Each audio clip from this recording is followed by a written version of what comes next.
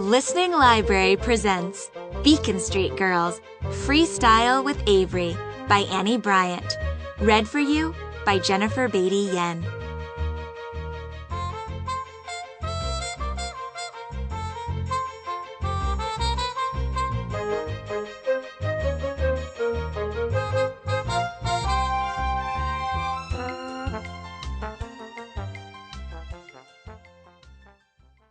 Part 1. Snurf Madness. Chapter 1. Snurfer Dreams. I know what you're thinking, I said to my snake, Walter, as I gently placed him back in his cage. This room is crazy. Frogster the frog hopped in his terrarium to show he agreed with my opinion. Normally, my room was a certified disaster area. Clothes, books, and sports stuff everywhere. But tonight, there wasn't a single piece of clothing on my floor, and I had put away all my equipment very neatly. Okay, more like shoved it under my bed, but close enough, right? Best of all, my suitcases were packed, zipped, and waiting for me by the door. I couldn't believe it. In 12 hours, I'd be on a plane, soaring over the city of Boston. That meant 16 hours till Dad, and about 36 hours till I'd be hitting the primo Colorado snowboarding slopes in Telluride. Yep, definitely crazy. I signed online to say a vacation goodbye to my best friends, the BSG. Chat room, BSG. 5 people here. 4 Kicks, K-Girl, LaFrida, Flick Chick, Skywriter. 4 Kicks. Hey, the Ave has landed. What's up? K-Girl. There you are. LaFrida. All ready to go? 4 Kicks. Finally. Scott and I sorta had a tomato sauce war, so I had to do 2 loads of laundry. K-Girl. Bet your mom loved that. 4 Kicks. I wouldn't say loved, but she's in a good mood now. Flick Chick. She's gonna miss you two so much, I bet. 4 Kicks. Here's the big thing. Scott's not coming. LaFrida. No way. Why not? 4 Kicks. He's going to this culinary school thing in New York City.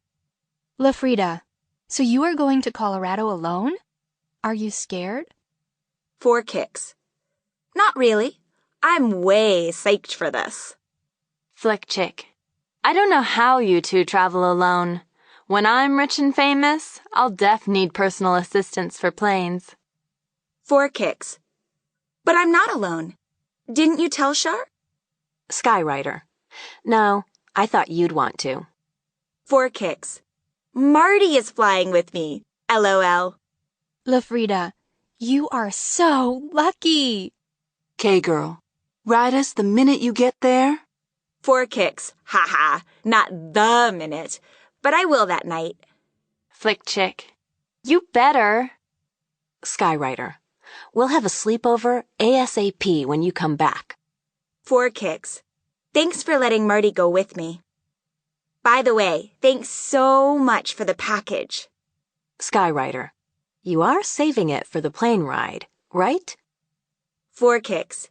Yes, but it's hard. Okay, I gotta go to bed. Big day. Flick Chick. Okay, have fun. LaFrida. Sleep tight. Sleep? Ha! I jumped into bed and fidgeted around under the covers. Sleep was pretty much the last thing on my mind that night. What was on my mind? Well, that was easy. Let's see.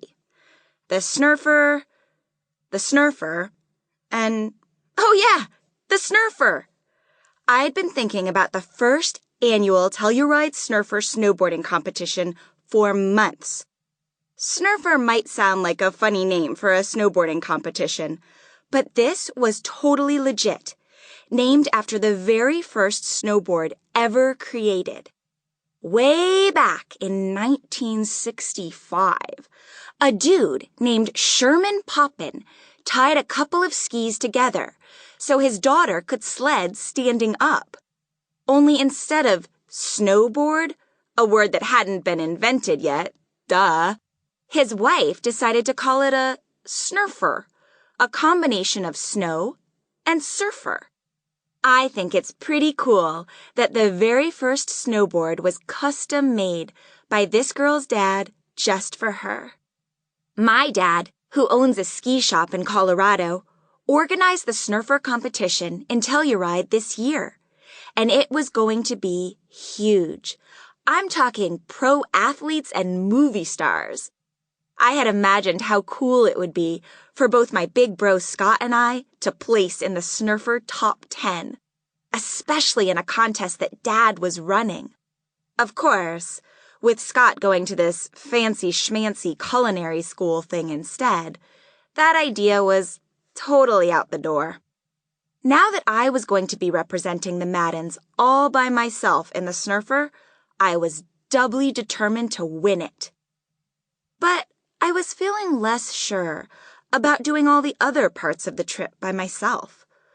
Who was I supposed to hang out with?